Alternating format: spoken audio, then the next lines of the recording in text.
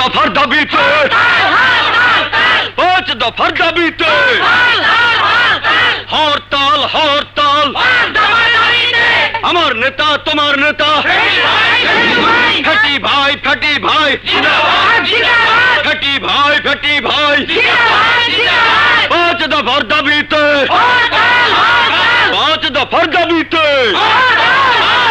আমার নেতা তোমার নেতা ফেটি ভাই ফেটি ভাই 5 দফার দাবিতে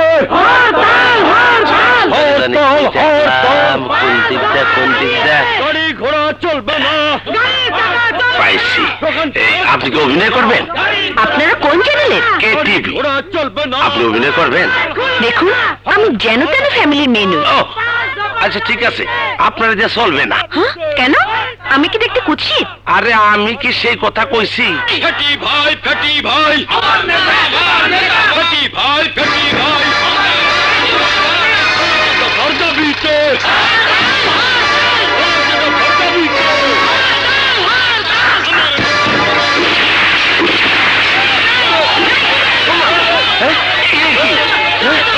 এটি সন্ত্রাসী মাইয়া।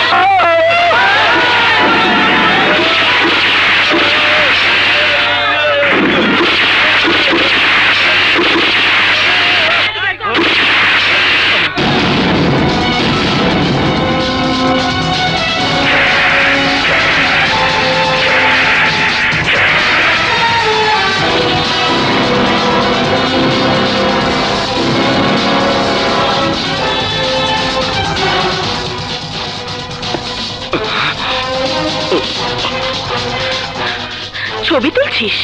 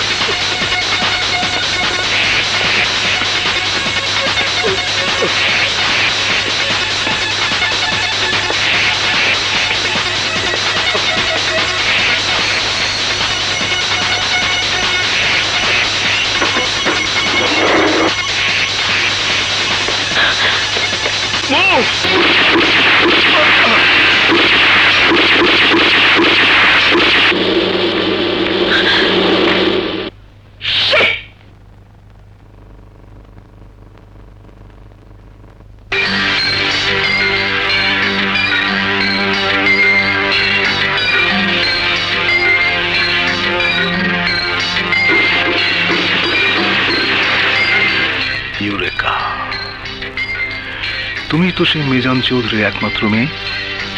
এবার তোমাকে বাগে আনতে আমার আর সময় লাগবে না।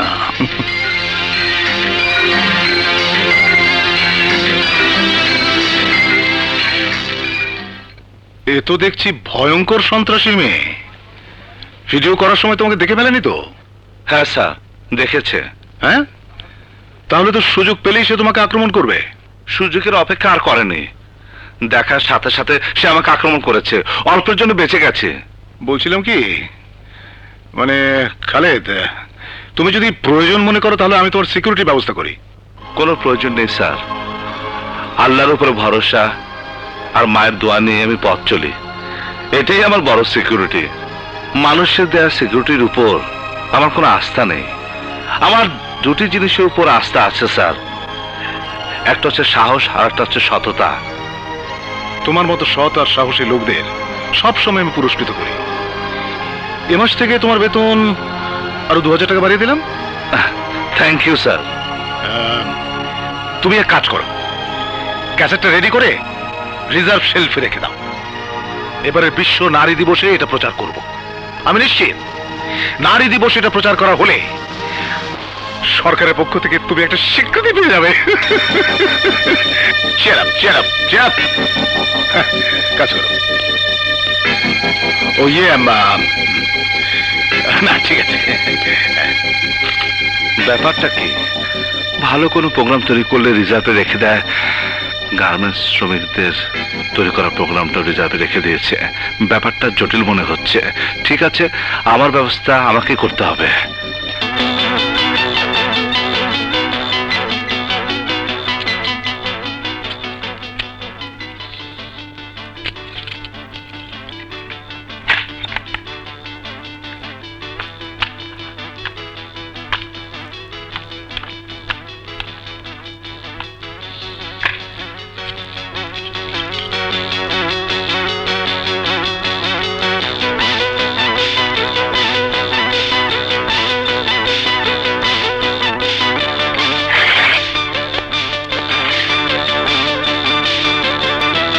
ওই লম্বুর বাচ্চা তো আমার সর্বনাশ করে ছাড়বে। শেলির সাথে পাঞ্জা লড়ার কি মজা ওকে আমি বুঝিয়ে দেব। ওকে ধরে এনে ওর এমন জায়গায় আমি গুলি করব, তার আগেই যদি ক্যাসেটটা টিভিতে প্রচার করে দেয়। ওকে ধরার জন্য যেতে হবে কে টিভিতে। ম্যাডাম, আপনার পরিচয়? খালেদ সাহেবের সাথে দেখা করতে চাই। ঠিক আছে, যান যান।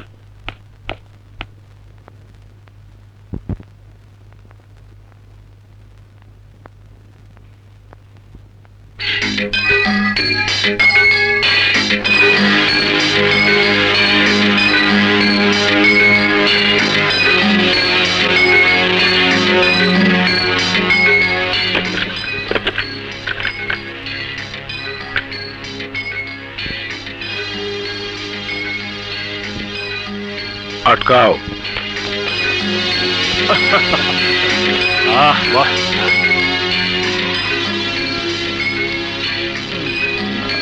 ভালোই তো, নরমই তো আছে, ঠিকই নরম। রেশমি চুল,